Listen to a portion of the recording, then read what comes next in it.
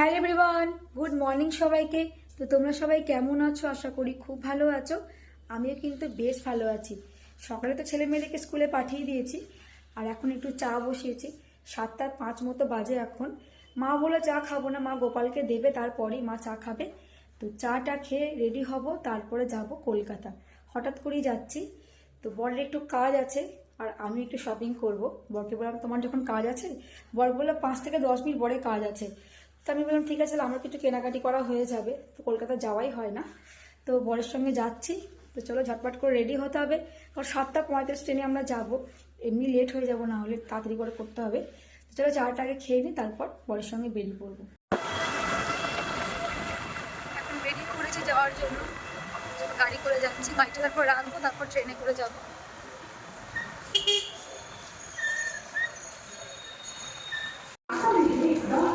একটু আস্তে হাঁটো বাবারে, ট্রেন আমাদেরকে না নিয়ে যাবেন।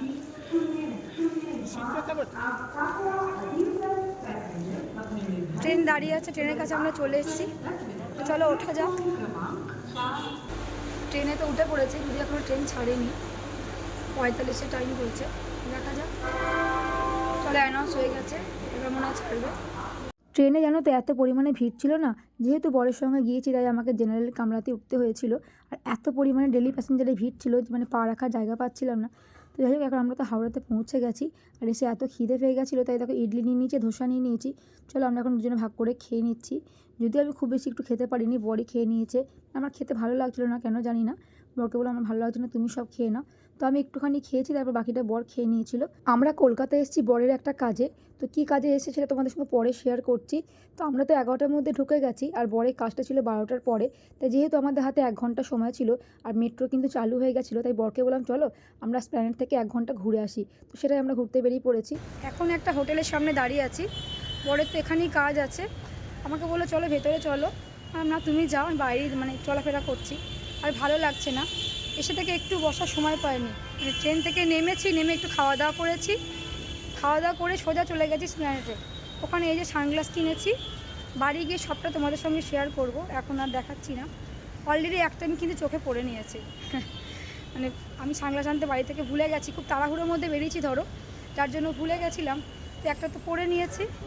তো বরের মিনিট 5-10 মতো কাজ হবে, তারপর আবার যাবো এসপ্ল্যানেডে। মানে এখনও কেনাকাটি বাকি আছে, সম্পূর্ণ হয়নি। তো চলো বরের কাজটা তো হয়ে যাক, তারপর আবার যাব ওখানে কেনাকাটি করতে। কখন যে বাড়ি যাব, কোন ট্রেনে বাড়ি যাব নিজেও জানি না। ওয়েট করি এখন।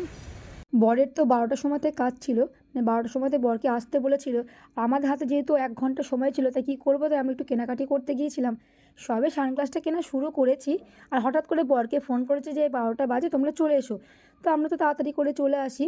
এসে বিশ্বাস করো বাইরে 1 ঘন্টা মতো পাঁচালি করেছি। মানে আর ভালো লাগছিল না। বর প্রথমেই বললো তুমি ভেতরে গিয়ে বসো। আমি বললাম না, ভালো লাগছে না, বাইরে একটু পাঁচালি করি। কারণ তখন তো আমি জানতাম না যে এতটা পরিমাণে লেট হয়ে যাবে। 12টার সময় তো আমরা গিয়েছি, আর ওখান থেকে আমরা বেরিয়েছি 3টের পরে। তাও কিন্তু 3টের সময় ছাড়তো না, আরও লেট করতো।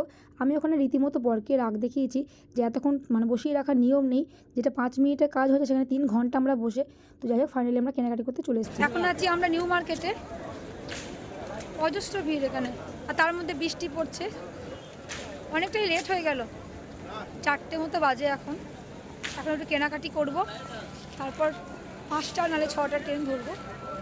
চলো একটু কেনাকাটি করে নিই। এই যে বর, খাওয়াও হয়নি ভালো করে, না চোখ মুখের অবস্থা খুব খারাপ, আর গলার অবস্থা তো আরও খারাপ। কাশি হচ্ছে, গলায় ব্যথা করছে। তো চলো কেনাকাটিটা করে নিই।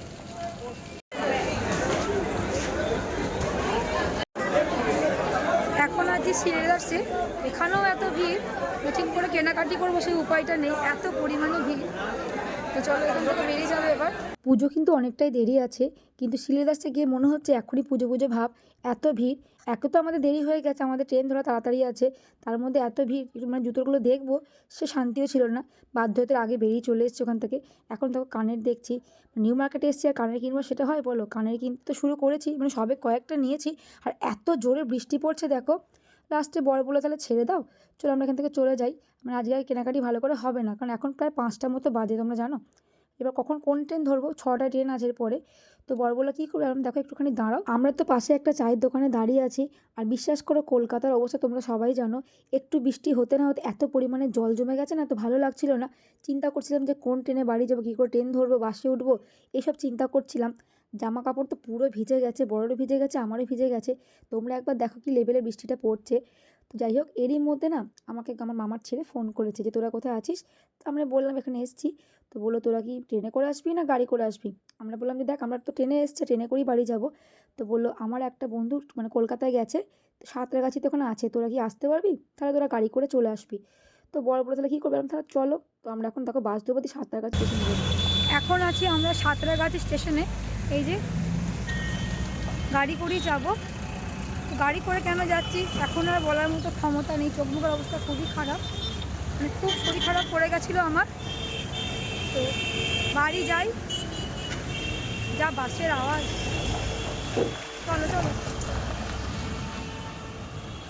বাড়ি গিয়ে বাকিটা তোমাদেরকে ডিটেলসে বলবো। তো আগে গাড়িতে উঠি, গাড়িটা আগে বলে দাঁড়িয়ে আছে দেখি।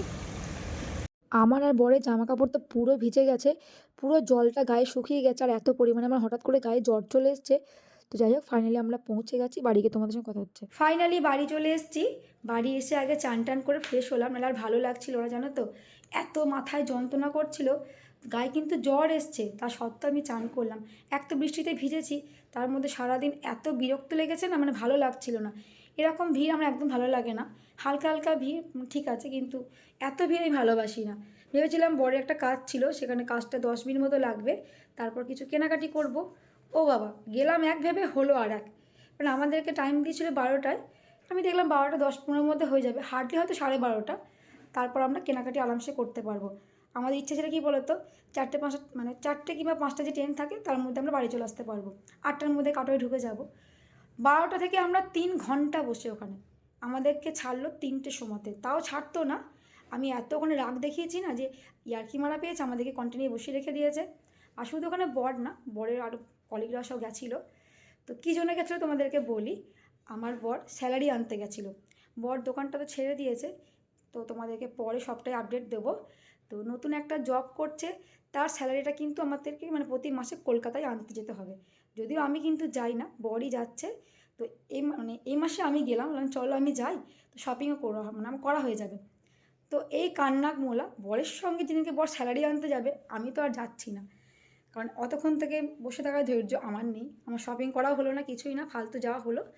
হয়েছে টুকটাক 2-1টা কিনেছে, কিন্তু ওটাতে ওর জন্য তো আমি যাইনি। আবার সব থেকে বড় কথা কি জানো তো, যখন বাসে করে সাঁতরাগাছি যাচ্ছিলাম না, এক তো বৃষ্টি পড়ছে, বৃষ্টির মধ্যে কোনো রকম একটা বাস তো পেয়েছি, একটা বাস পাচ্ছিলাম না। মামার ছেলে বলে সাঁতরাগাছি স্টেশনের ওখানে গাড়িটা দাঁড়িয়ে আছে, তো তোরা চলে আয় ওখানে বাসে করে, তো ওখান থেকে তোরা বাড়ি চলে যাবি। তো বাসে করে তো যাচ্ছি, এবার বাসেও এত ভিড়, পুরো সেন্সলেস হয়ে গেছে, আমি মাথা ঘুরে গেছে পুরো আমার, একটু বসার জায়গা নেই, অতক্ষণ দাঁড়িয়ে দাঁড়িয়ে যাওয়া যায়। তারপর একটা ভদ্রলোক ছিল, তো উনি বললেন যে তোমার মাথা ঘুরছে, আমি কথাই বলতে পারছি না। তো সবাই মিলে একটু ধরে আমাকে তখন বসালো। তো যাই হোক, গাড়িতে তো পুরো ঘুমাতে ঘুমাতে বাড়ি এসেছি, মানে আমার কোনো সেন্সই আর ছিল না, মানে মাথা পুরো ঘুরছিল এত না, বলে বোঝাতে পারবো না। আর সারাদিন কিছু খাইও নি, আর এত বৃষ্টি পড়েছে, মানে বৃষ্টি কিন্তু কমেনি। গাড়িতে বড়া করতে দাঁড়াতেও পারিনি, শুধু একবার দাঁড়িয়ে কোনো রকমে একটু চা খেয়েছে, ব্যাস তারপর উঠে পড়েছে। না আমি যে কিছু খাবো সেই উপায়টাও ছিল না। আর খাবার এবার নিয়ে যাইনি, অন্যবার কিছু খাবার নিয়ে যাই, তো খেতেও জানি না কেন খেতেও ইচ্ছা করছিল না, এতটাই শরীর খারাপ করছিল না যে খাবো কোথাও নেমে, মানে সেটুকু কোনো ধৈর্য ছিল না, উপায় ছিল না। তো যাই হোক, ভিডিওটা বেশি কন্টিনিউ আর করছি না। তো আমার এই ভিডিও তোমাদের কেমন লাগলো অবশ্যই কিন্তু কমেন্ট করে জানিও। যদি ভালো লাগে তো প্লিজ তোমরা আমার পাশে থেকো, আর আমার চ্যানেলটাকে সাবস্ক্রাইব করে দিও। তো তোমরা ভালো থেকো, সুস্থ থেকো, দেখা হবে তোমাদের সঙ্গে নেক্সট ভিডিওতে। Good night.